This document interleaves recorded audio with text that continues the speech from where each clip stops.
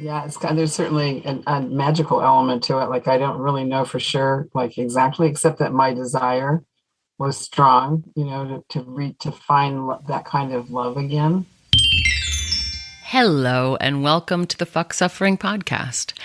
I'm your hostess, Ray Hance, and in addition to this podcast, I also hold Fuck Suffering practice groups. If you're interested, you can come to rayhance.com. That's REIHANCE.com. Well, today's guest came in so beautifully. I hope you can feel her big, beautiful, soft field. So unsurprisingly, she cast Hexagram 60, boundaries, and Hexagram 2, homing, that big yin field.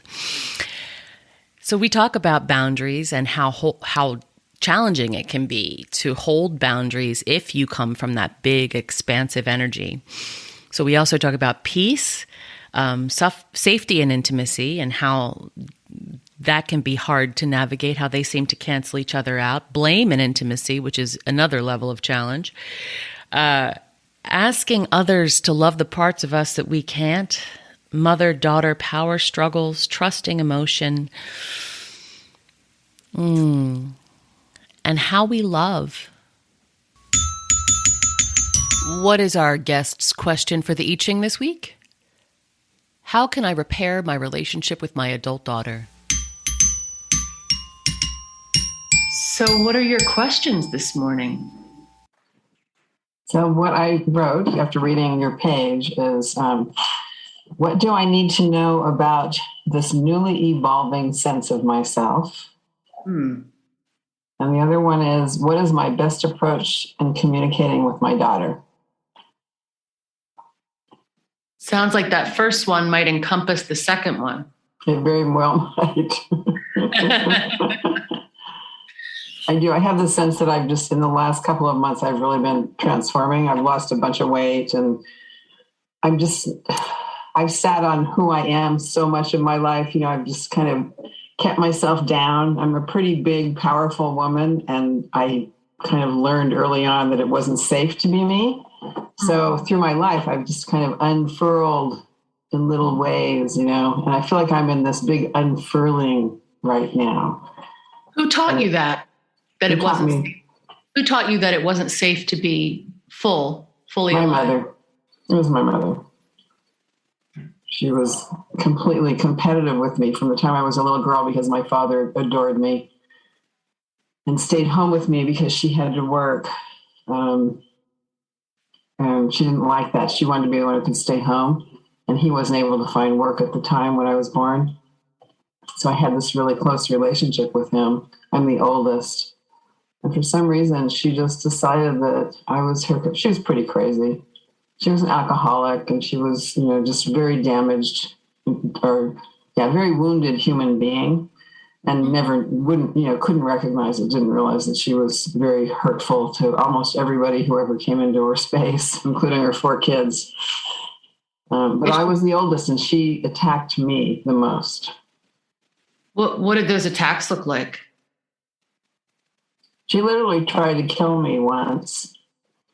When I was a little baby, she put a pillow over, not a baby, when I was able to get around. At one point, she was like, she was always trying to show me she had more power than I did, and that I couldn't get away with anything unless she thought it was okay. And so she was truly dangerous to my life, is what it felt like. Like she was I was not safe. I was never safe when I was alone with her, which started around the age of 6, because that's when my father and mother broke up. Did you stay with your mother or go with your father? I didn't have a choice. I stayed with my mother. He left and didn't even say goodbye. He just disappeared. Yeah. Lovely human beings in those days. I was born in 1949, and I don't think parents weren't very evolved at that point. So how has that dynamic of control and abandonment played out in your intimate relationships?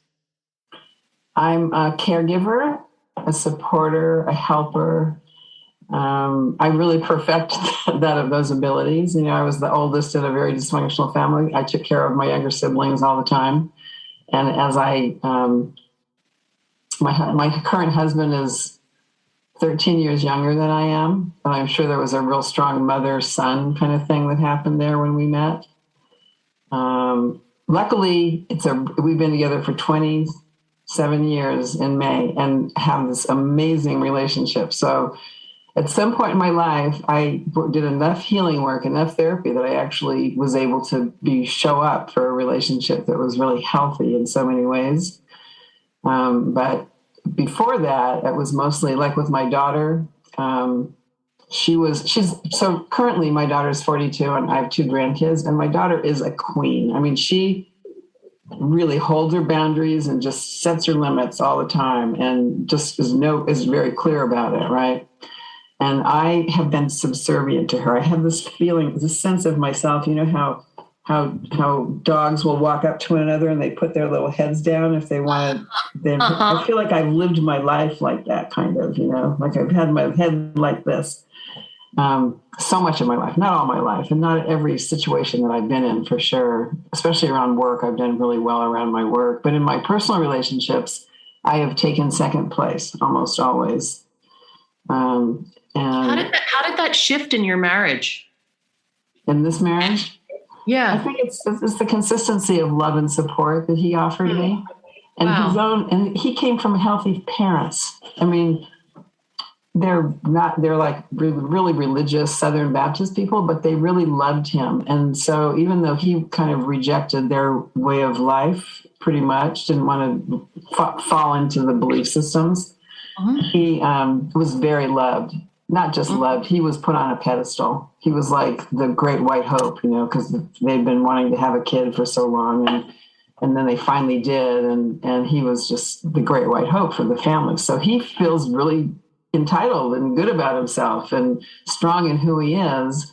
And I watched him, you know, I learned like that. And then luckily he's able to handle my continuous kind of transformative nature, which is like, I'm just always kind of growing and evolving, and my emotion, I'm very emotional, and he can be really emotional. And so we've just gotten closer in all these years. It's been amazing.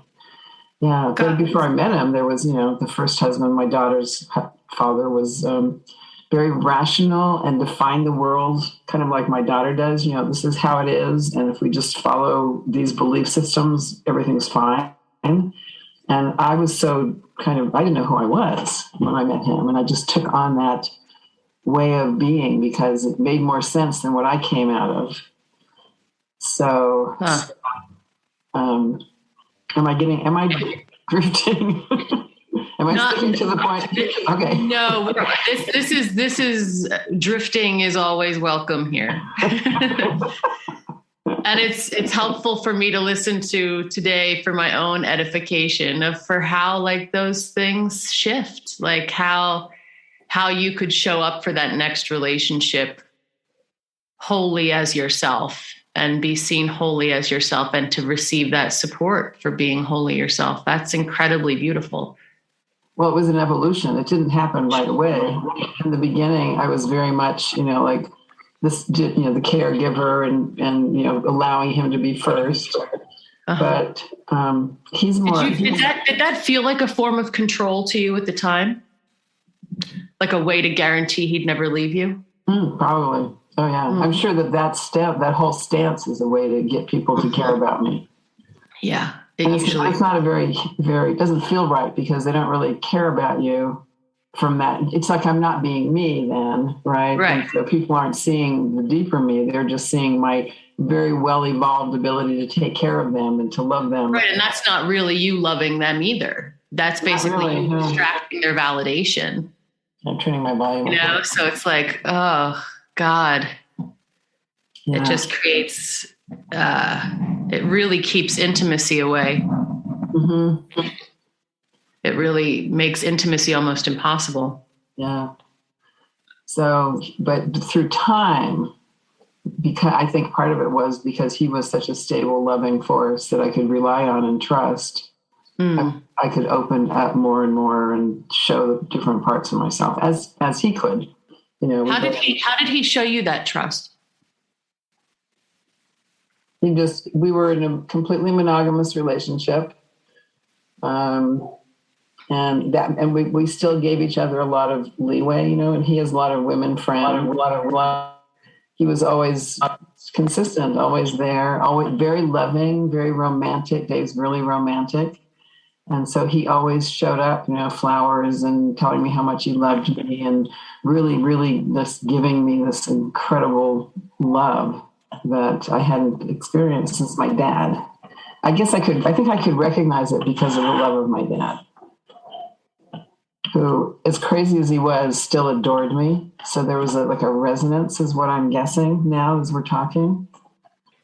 Because that's a very big, to have that early abandonment with somebody that you were so close to. Like, it seems almost, I think for a lot of people, that's insurmountable. Yeah. Or it takes such deep, long, soft, vulnerable work to just keep opening to each other. Yeah, there's certainly a magical element to it. Like, I don't really know for sure, exactly, except that my desire was strong, to find that kind of love again. So I'm guessing that was underlying, because I spent years doing healing work on myself. I mean, therapy and shamanic work, everything you can think of, I did for 15 years, right? Did he do that too? No. No. He never did. And he went to therapy. At one point we had a rough patch, and he went to therapy then for a year or two with me and then on his own. But mostly he just thinks he's fine and he's just happy. And well, it sounds like he might be right. Oh, that's beautiful. Yeah, I was really lucky. So did you bring your 3 coins today? I did. Yes. Okay. And let's repeat that first question that you brought in today. What do I need to know about this newly evolving sense of myself?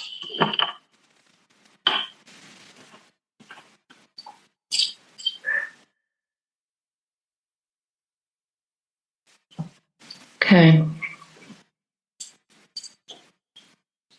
Now just hold the coins in your hands. And don't so much think about your question as just feel your question in your hands. Feel all that new energy coming through you, infusing the coins in your hands.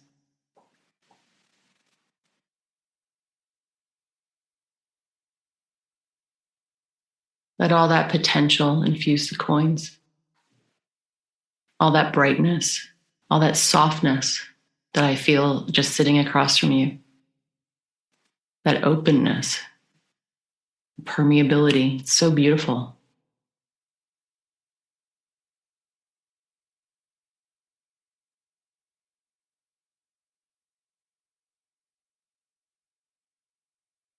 So you're just going to gently shake the coins in your hands, and we're going to throw all 3 coins 6 times. And each time you're going to tell me how many heads and how many tails, whenever you're ready. 6 times. Yeah, I'll let you know when we get to 6. So you got hexagram 60, which is boundaries. Mm-hmm. And that's moving into and being enveloped by hexagram 2, which is homing, which is the embodiment of the yin, which is definitely what I feel from you. So in a way, that's what this new sense of yourself is evolving from. But that hexagram 2 yin energy is boundless. So what this reading is saying is what you need to know about this newly evolving sense of yourself is how you set and hold and respect boundaries. So let me read to you a little bit from 60. Boundaries show you are specific, not separate from the ecology you're emerging from. Boundaries are a statement of skin. Boundaries beget belonging. Setting and holding boundaries is the most essential form of self-care. They are essential to the coagula phase of alchemy. After melting in hexagram 59, we once again find form. No, thank you, and I'm not available for that are great boundary setting phrases for low stakes baby step scenarios. Practice saying them out loud until they fall out of your mouth effortlessly. Now sing them. Doesn't that feel good? Do it again so everyone can hear you. Boundaries are not for controlling anyone else's behavior. Boundaries are for letting someone else know the parameters of your skin and that they will not be allowed to get under it. Boundaries aren't walls, they're a statement of skin. You don't confuse skin and walls in real life, do you? Only one of them is rather nice to bang your head against. We are all interdependent and reliant on connection. People-pleasing and other forms of seeking external validation are not connection, though that mistake is common as greed. Boundaries beget belonging. Does that sound counterintuitive? They enable us to approach all manner of situations with fearless intimacy because we trust ourselves. Your ability to set boundaries is your ability to have your own back, to not abandon yourself. You're not waiting to be rescued. You understand that safety is overrated anyway. You're willing to be fully alive. Once you consent to that risky business, you realize that you've been part of the whole wide world all along.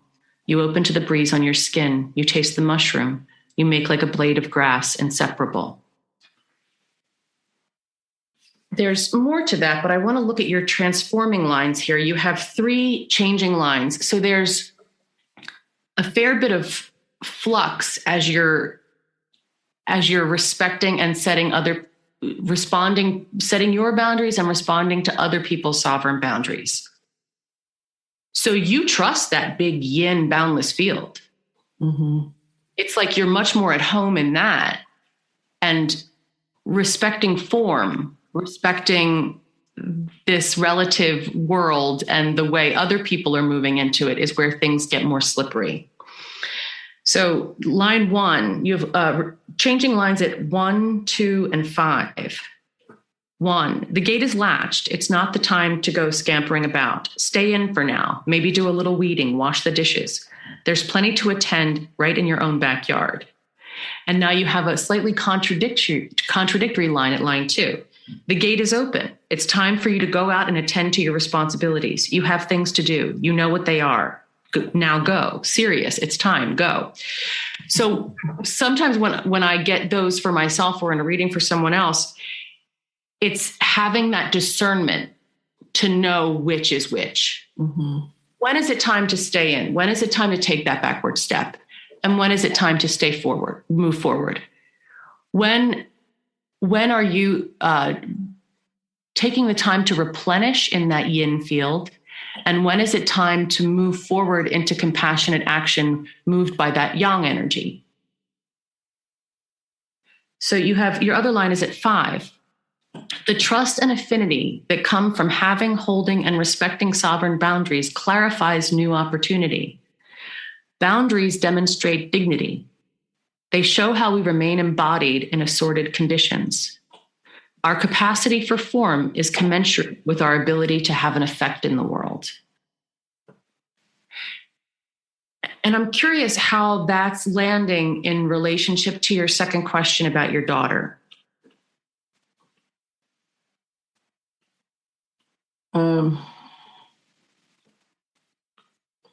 I think that I am much more vocal about my own boundaries and beliefs and ideas, but I'm a blurter. Like, I don't think about it. I just kind of open my mouth and stuff comes out. And I think that may be the challenge with my daughter, is I need to somehow just set them in a different way, because she hates conflict. It freaks her out and she gets all upset and she gets really rigid around it. Mm-hmm. I've always tried to not, what I did was I just didn't say things that would cause her to have conflict. But then I go the opposite direction, as I just want to just say, what the fuck, how can you believe like this, right? Instead of doing that, I need to find subtle ways to infuse, my ideas and beliefs with her. Not that she's just so judgmental of my way of life. She believes that science is God. She thinks that what I believe is just nonsense. Her husband, and they're both like science is God people. Her husband one day said to me, I said something about common sense, and he looked at me and he said, there's no such thing as common sense. And so her world is defined by these. Her husband's a scientist, and she's, a nurse practitioner, and their world is defined by science, which is fine. But there's no room for my belief systems, which are, very spiritually oriented. I'm an astrologer. I love divination tools. I've always kind of explored the spiritual realms as the main force in my life. And he's Jewish, so he has that going on. My daughter, I don't know what she thinks. I don't think she believes in God. I don't know what she thinks about it. I think that she came from me and she grew up with me, but she has, she refuses to live in a world where there's a lot of gray. She wants it to be very black and white. It's a choice that she made. Mm. And so I have respected her all these years. But more and more when I talk about how I perceive things, I get resistance. And like, here's an example. I was just sharing with her. My sister has 14 grandkids. And there's, 5 of them are boys and the rest are girls or something. And she was talking to me about how different the boys and the girls were as her grandkids, in the group of grandkids. And I was sharing that with my daughter. And she got mad at me and said that I was gender identifying. And that really is a trigger for her. And I'm not allowed, I can't do that around her. I should not do that around her because she just, all I was doing was sharing a personal experience, right? And so that's the conflict I have going on. So how did you receive that? I just listened, and usually I don't react in the moment. That's from the trauma. That's one of the things that's still left over for me. Like, I don't know how to just come back. I don't have comebacks. And also I know that if I say anything to her, that it'll cause conflict and upset between us. And that's very challenging to get through because she's so reactive and gets so mad. And, So what happened in your body as you retracted from that feeling? I think I kind of just crunched in and went into like hopelessness a little bit, maybe some kind of hopeless. Like a trauma response? Kind of, yeah, a little bit. Like a flight or a freeze, or how would you more like an avoidance than a fright or more like an avoidance, like a move aside. Okay, I'm not going to deal with this right now. And I didn't realize how upsetting it was until I got home, honestly. Because in the moment, I just that's what I've learned to do in the face of things that I'm not sure what to do about, is I just avoid it and think about it later. And I can always go back to people and deal with things. And then I'm more rational because if I respond from my emotional response, that creates big messes, right? So I've learned to not just do that. Is there a middle ground there? That's what I'm thinking I'm trying to find. What ways do you have to regulate your nervous system in those moments so that you don't completely retreat and don't fall into reactivity? Breathing, just breathing and stopping. And when I'm with people, it's harder for me to remember to do those things. I need a lot of alone time. And so when it's going on, it's like, oh yeah, because I've done a lot of meditation in my life, and I'm pretty skilled at those things. But in the actual interactions with people, I still kind of go into confusion and not knowing what to do, and so I just don't do much with my daughter anyway. Did that boundary for her feel like a rejection to you? No. Okay. Oh wait, I can't. Maybe. I feel like she rejects my lifestyle completely. Not completely, but in many, many ways, she rejects so much of who I am and what's important to me. Okay. And she does. She just doesn't want to be involved in it. I mean, she literally told my husband, he was talking about some really kind of out there ideas that he was having around his spiritual path. And she literally told him, got really mad at him and said, don't talk to me about this stuff. I do not want to hear about this. This just upsets me, and just shut him down. And then she doesn't talk to him. Then you don't hear from her for a while. She just disappears, She does that kind of thing. Do you ever have conversations with her that are from a gentle approach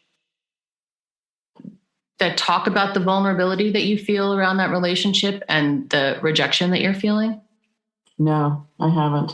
Not yet. What keeps you from that? I don't know. I'm trusting when I'm with her, I trust my intuition. She and I have a very beautiful, loving, like there's this very peaceful, sweet, loving place that we hang out in together when it's just the two of us, especially. Mm-hmm. And I think I just tread really cautiously because I feel like she's really vulnerable and that's why she's so protected. Like she needs to have those boundaries for her. And do you think your expression of vulnerability could make her feel more at ease with her own?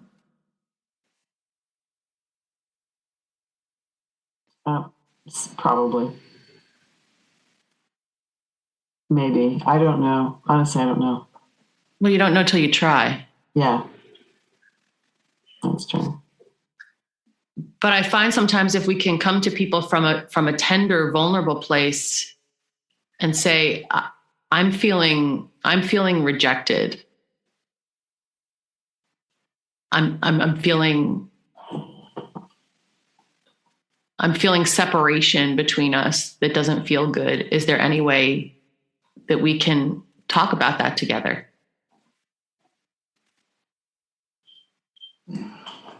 I don't want to feel so separate from you. I would actually like deeper intimacy with you.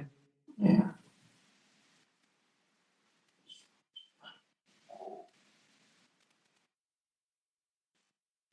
That's such a tender, scary place for me. Really uncomfortable place. Yeah. Especially if you're used to caregiving or you're used to being in this maternal role, which is to a certain extent about control. And so it's like you guys seem to be in a bit of a power dynamic, a bit of a power struggle, actually.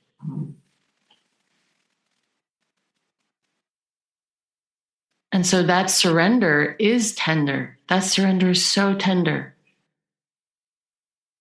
But if it's what you really want, you owe it to yourself to allow both of yourselves to be who you are without that needing to be one of you is right.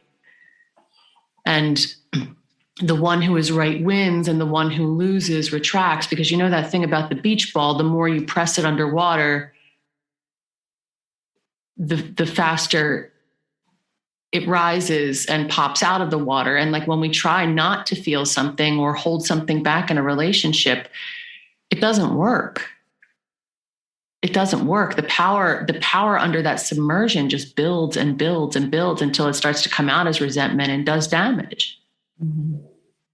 And sometimes we can get into that place where we think we're being honest and telling it like it is, but we're actually coming out of a wound. We're actually coming out of a wounded place instead of being able to go in tenderly and say, I'm feeling pushed away and I don't, and it feels scary to me and it feels sad and I want to feel closer to you. How can we repair this? You know? I've always felt like we were competing, or she was competing with me. I didn't recognize my own part in that, really. Well, what you're saying was your dynamic with your own mom. So it's, unless that's really eradicated from the root, of course, can we have self-compassion around repeating that to a certain extent? Yeah. Can we have self-compassion about being so afraid of repeating it that we inadvertently repeat it and don't want to notice it because we're not repeating that under no circumstances? We've healed that generational trauma, damn it. And so we turn away from it and can't approach it with compassion for ourselves and others because we're like, no, that doesn't exist. Birds aren't real, yeah. So can we return to that tenderness? And then where's the tenderness for your own mother that lives in the way that you're carrying that? Is there forgiveness down the line that reverberates through time in the way that you're carrying that, in the way that you are willing to take responsibility for it? I think in many ways I have forgiven my mother. Mm-hmm. I don't know. I mean, I haven't thought about what's left of that, at this point.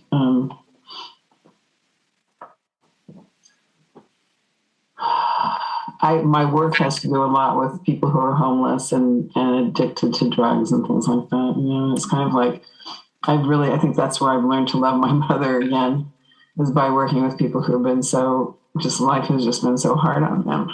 So fractured. Yeah. And I even saw that as a kid in her. Like I'm like, wow, she was absolutely gorgeous. She was a model and she was just this beautiful woman. And she was so destroyed. And I, especially when she drank alcohol, you know. Mm-hmm. But I think that's where I've kind of learned more compassion for my mother and her family and, you know, what they came through themselves. Somehow that doesn't change the fact that she really was so destructive. And no, it doesn't have to. It doesn't have to. Yeah. Forgiveness doesn't change what happened. It just changes the way that we meet and metabolize it and the way we carry it in our own lives. Like nothing. I can't say that I completely forgive her, only because I know myself. I still resent my first husband because I still have to see him all the time. My daughter and her husband live upstairs from him in San Francisco, and he's in my life. He's been in my life ever since we broke up when she was 3 years old. And I still resent him sometimes. And I'm like, how could I still be feeling resentment for this man after all these years when I thought, you know, I think I forgive him, and then he's right there, you know, acting crazy and doing shit that I get so mad about. And I still resent him. And I'm like, wow, I can't believe I'm still carrying this around. So because of that, I'm like, well, I probably have some resentment for my mother, but it doesn't feel like it. Like I don't sense it when we're talking about it. I really feel like it's just been long enough. When she died, let's see, she died like 20 years ago or something, you know, so. That doesn't always matter. No, I know. I realize that. Time doesn't always, we have to participate with time in the dissolution of that hardness. Time doesn't always do it without our participation. There's a lot of pain around her because I wanted her to love me so bad. Oh, yeah. You know, I was a kid. I needed her love. And so there's still that kind of pain, which has often shown up in my relationships with women, friends, you know. And my daughter was probably the first real love that I experienced since my father. I mean, through my life. I didn't bring a tissue with me. Since my father left, you know, that relationship with my daughter was the first real love where I'm like, wow. I don't know. I had no idea that a kid could come along and just, you were the sun and the moon, right? We're like the most important things to them. And they just like, and she just popped my heart open in this huge way. So she was the reason I actually left my first husband, because I realized how loveless our marriage was. I mean, she wasn't the reason, but she opened me up enough so that I realized that I wanted more. I didn't want to be in a loveless marriage. Who does? Yeah. So I think my relationship with Sarah is so tender because, you know, has been so important in my life. Can you bring her this tenderness? I think I can, actually. I didn't know how to show up with her before. I mean, this really helps open up a doorway that I can bring to her that's... I mean, she doesn't like emotions very much. So... Well, it depends on how we bring our emotions to people. Are we bringing them because we want something? Because, like, sometimes I think it can be very hard if we're, like, sincerely in pain about something. Sometimes when we're dysregulated, we can bring that pain to somebody in a way that really is not to be tender with them, not to go deeper into intimacy, but to extract approval or validation from them. And it's not that the emotion is insincere, but the need is so primal and dysregulated that it can't be received the way we really mean it to be received. Yeah. Does that make sense? That there is still a hook under it. There is still, please tell me you love me. Please tell me I'm worthy. Mm-hmm. Please please tell me you value me. You know, instead of just being like, I'm feeling a lot of pain in this relationship right now. I feel discarded. I feel devalued. I feel unneeded.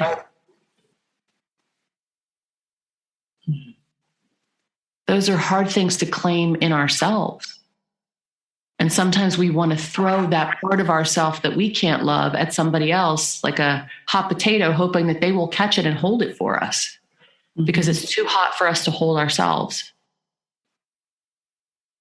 Like, so what's the part of me that feels unlovable that I'm throwing at somebody else and saying, please love this thing about me that I'm struggling to love. Mm-hmm. Please show me my worthiness to myself.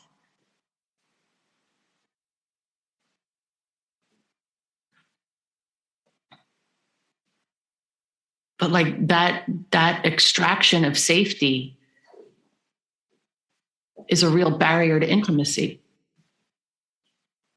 Because we're trying to get something instead of just opening. We're grabbing instead of softening. We're clenching instead of softening and opening. Mm-hmm. And it's interesting that your reading is really interesting in this context because it is about like, I wrote a piece recently about how to be an asshole because it's like your asshole knows when to close and when to open. Otherwise, it would be a very bad asshole, you know? And I think like your reading is really reminding me of that because it's like very naturally knowing when to close without clenching, knowing when to hold. It's not even like it's not a clench. It's just a holding. Mm-hmm. And then when to open and knowing when it's time. Like your asshole will align with your life as you live it. You know, and so like, can we in our spiritual practice be just as aligned with the day as it unfolds? Mm-hmm. Can we know when to hold and when to open, when to hold and when to open? And so you have hexagram 60, the boundaries, and then you have hexagram 2, homing, that beautiful yin field, like that's just so wide open. It says, the dark loam in a magnetic field absorbs light and gives life. The nourishing dark, our original home, welcome.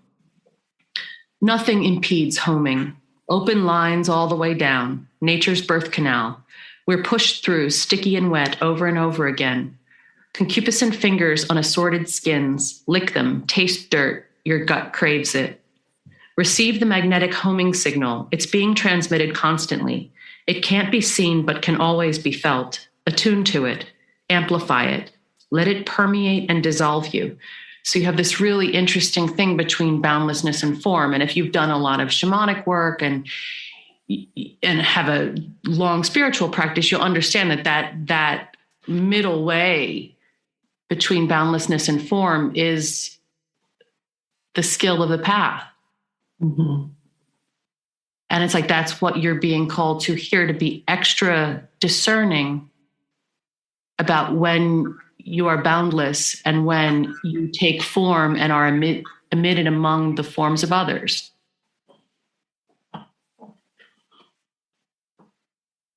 Let yourself be pulled. There's no need for pushing. Face down in molecules and mud, let yourself be held in the dark. Let your womb be an antenna. Mingle in the underworld of mycelium and soil. Notice the mushrooms that pop up overnight from the subterranean universe that quietly supports you. Taste the ghost pipe, that liminal plant. Don't be scared. I know it looks strange. Put it in your mouth. Eat shit like soil does. All beauty comes from this. Eat the blame. It nourishes everything once you metabolize it and stop pushing it around on your plate like a toddler refusing spaghetti. Blame and resentment.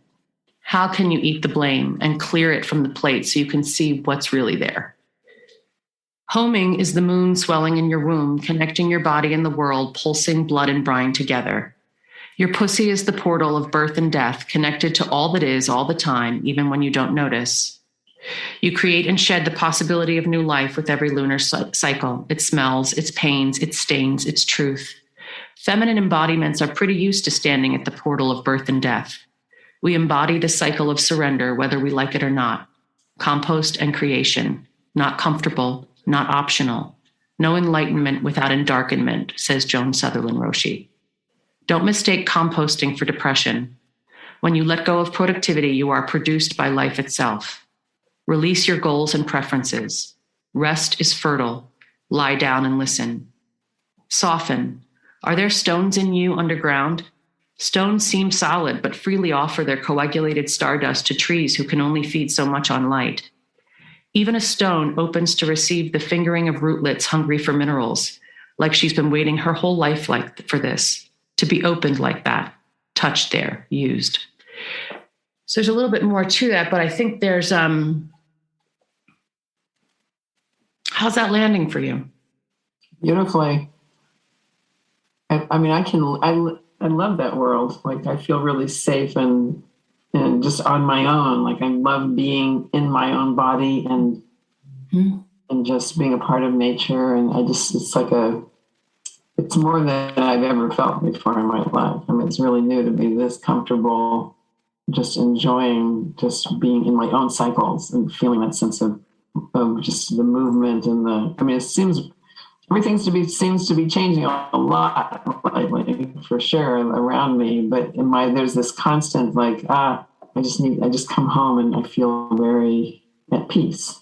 A lot of peace going on.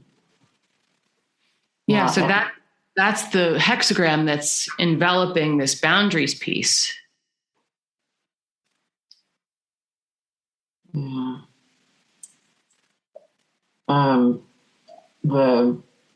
The rest of it, the parts about, being willing to be to accept it all, like to love and open and to surrender into like all of the changes, the composting, the coming. I mean, that's a whole, you get to be my age and you start to look at your death because it's right there. And so I think I've learned a lot about that just because I've had to do that. But there's also,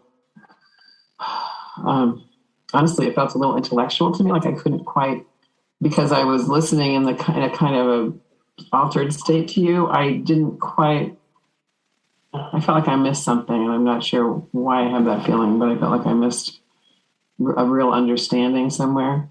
Mm-hmm. I think that I trust emotion. I grew up in this very emotional family, and so I trust emotion, and it's very, and I've learned to really not just trust it, but live in it, let myself have it. But I've also discovered that other people can't handle it. Mm-hmm.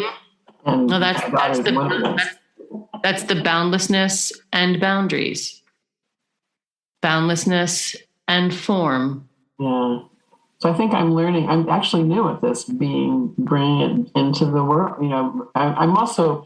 It's also very fresh for me to feel so comfortable in my skin and with all my feelings. Really. I mean, instead of running to go, oh, okay, this is what's going on. I can just relax into it and let it move through me. And I mean, I've been working on this my whole life, but I think I actually have got it kind of mastered.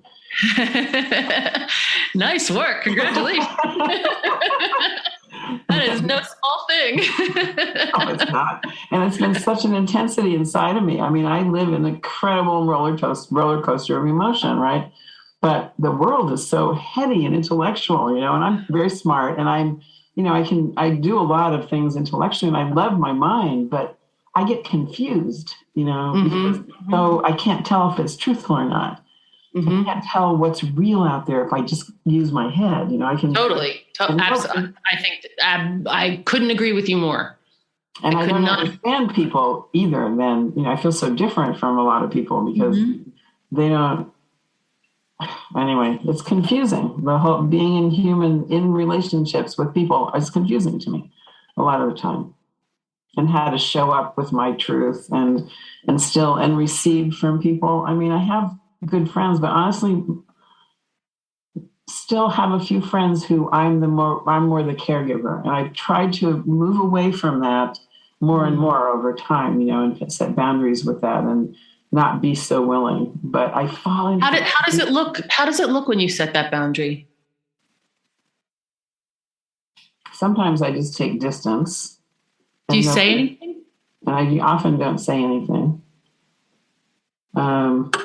or later we'll talk about it. So I find that if I just wait for a while, things will come up for me with my girlfriend and we can talk about it later. But there's something about timing. And if I don't react in the moment with my emotional stuff and I just give it time, then there's more of it just shows up and we can talk about it in a way that is easy.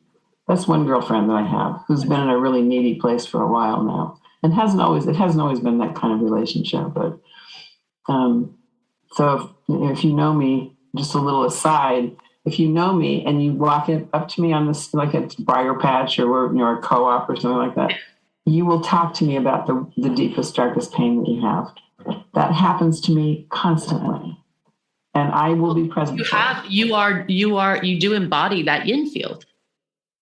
Yeah. You are like that loam. Yeah. But I don't always know how to say no, like I show up and I'm like, okay. This reading is so interesting because yes, it's exactly what you're saying. So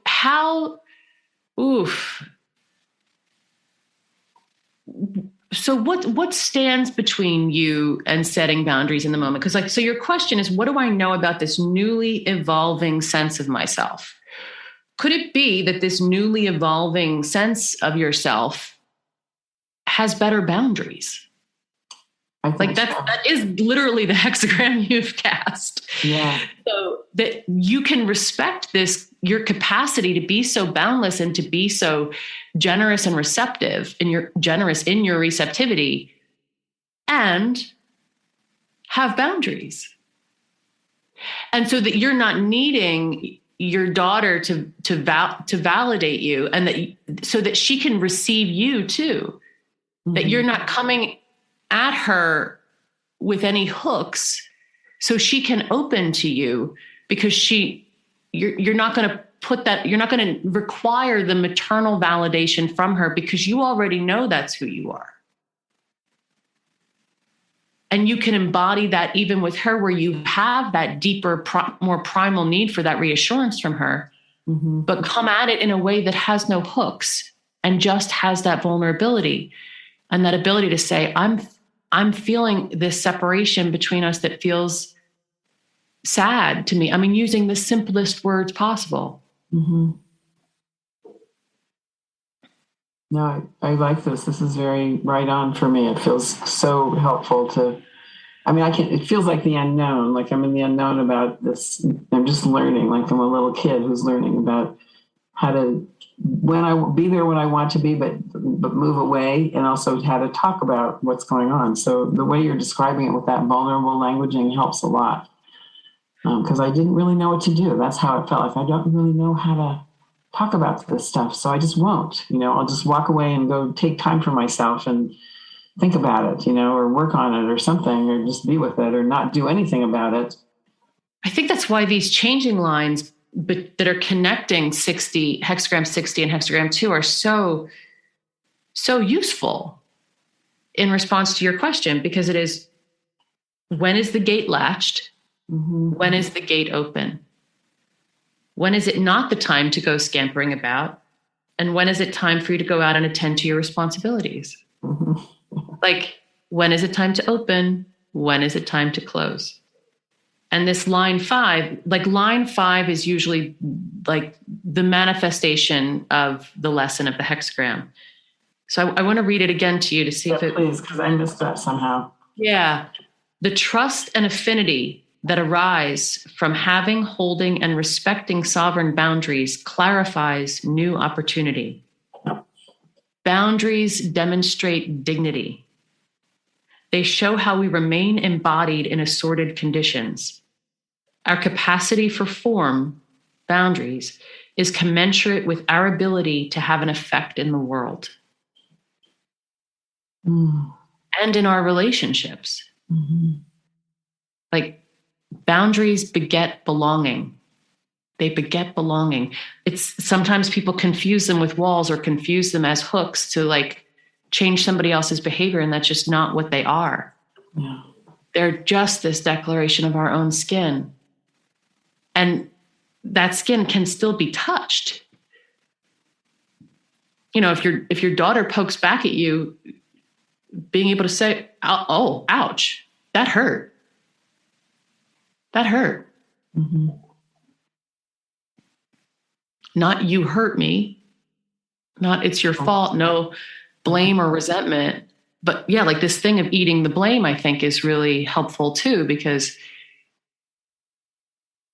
we also can't have an intimate connection with somebody if there's blame in the field.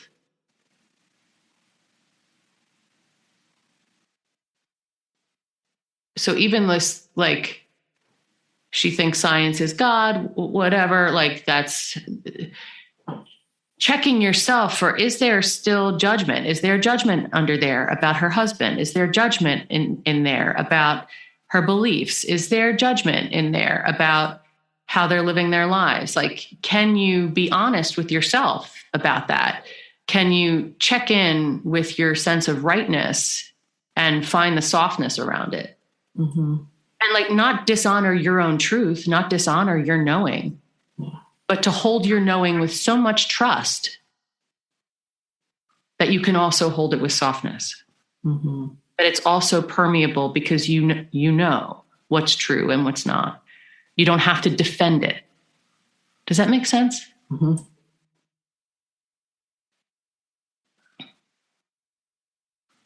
Yes, it does. I think that where they set boundaries the most is at work. Mm-hmm. And sometimes I just blurt out this stuff and I feel like, oh my God, that was too much, but other people seem to like it. It seems fine with them.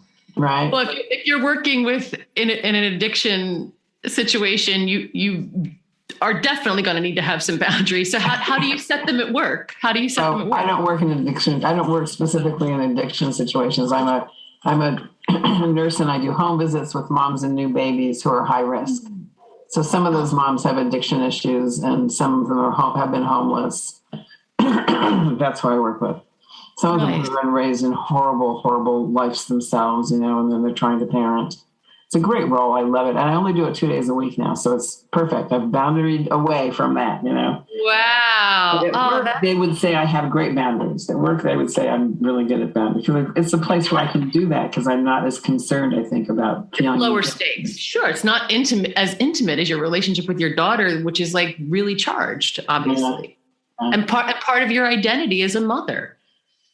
Like that's a deep, intimate, an identity that obviously you're saying like opened your heart and changed your life so much. And like the shifting in that role could be painful, but like trying to keep it the same is proving painful for your daughter. Mm-hmm. Yeah. And for both of us. Yeah, exactly. And I think like to acknowledge the pain that's coming up in that relationship in a really tender, like let it be as tender as it really is instead of this poking that's going on, this power poking, Can you tell, how do you set boundaries at work? I'm so curious before we go. God, I don't know how I would actually give you a description because it's mostly just something inside of me that knows that that's it. I'm not doing it. And it's something I learned over time because I would always say, oh yeah, I'll do it. And then you just get worked to death or, you get drained. So, but most recently I was on a phone call and my supervisor was there and we were trying to get somebody to do something and she offered to do it, but she's now become director of nursing and she and I are friends. And I'm like, you can't. And I just said it. We're on this phone call with about 8 people. And I said, don't do it. You can't take this on. It's too much. Right. And she laughed and she said, Remy's our boundary setter, and I was so right on because she does not know how to say no, but she's taken on the role of director of nursing now. And she cannot afford to be doing this little things that, she's used to doing. Right. So I just say things, just my mouth. I don't plan it. Unfortunately, I don't know what to think about that. It's hard for me to actually think before I speak. I've never been good at that. I'm one of those, open your mouth, insert foot, just whatever comes out. But I've learned to moderate it because people get so reactive if you do it too much, Well, I think moderating it without repressing it is the skillful thing there. Yeah. Right. Yeah, don't try to push the beach ball under the waves and hold it down there, because it's not going to stay down there. And why should it? It's a beach ball. It should be out on the beach getting tossed around and people having fun with it. You know what I mean? Yeah. It's not meant to be submerged. That's not its nature. So yeah, respecting your nature while respecting other people's sovereign boundaries is like, whoo, that's intimacy. That's like the tricky, slippery bits. But if we really want that connection, which I think we all do, like developing that skill is really important. Yeah. Yeah. But boy, can it be uncomfortable along the way? Definitely. Being open about our deepest, most tender desire for connection, that deepest yearning, that most tender yearning. That's the stuff people spend their whole lives trying to hide. In a million different ways. That's why we're in the situation we're in as a whole species, to be honest. Truly. I'm sure you must see that with at-risk moms and their new babies, like that heart opening that you're talking about with your daughter, like trusting yourself to be cracked open. Yeah. Yeah. So I bought your book. I have your book because I listened to you when I first heard of you. A friend of mine did a podcast with you, and that's how I discovered you. And then I saw these posts about boundaries, and somehow I was like, "Oh my God, boundaries! That's got to be the issue." It's so funny that then that's the hexagram you got out of 64 hexagrams. And I really love the way you interpreted the I Ching. I mean, my God, years ago I did the I Ching. I've always loved divination tools. And I used to use it many, many years ago, but I don't know if I ever really understood much of what was said. I think it's such an incredibly beautiful field. And so many people I feel like so many of the interpretations have almost willfully kept people out, have been designed to keep people out. And I was like, no, we need this now. We need this, Yeah. Oh, thank you for buying the book. I really appreciate it. Thank you for writing it. It's just beautiful. Thank you. Yeah. Thank you. Thank you so much for joining us for the Fuck Suffering podcast today. I'm Ray Hance, and you can find out about being a guest on the podcast, doing a one-on-one with me, or joining one of my Fuck Suffering practice groups at rayhance.com, REIHANCE.com. If you're interested in the book that I use for readings on this podcast, it's called Oracle of Emergence, an Evolutionary I Ching, and it's available on Amazon. And if you would like to help us expand our reach, which would be lovely, rate and review wherever you get your podcasts. Yeah, we really can't fuck suffering until we trust suffering. And in a wild existential kink, we are all in that together.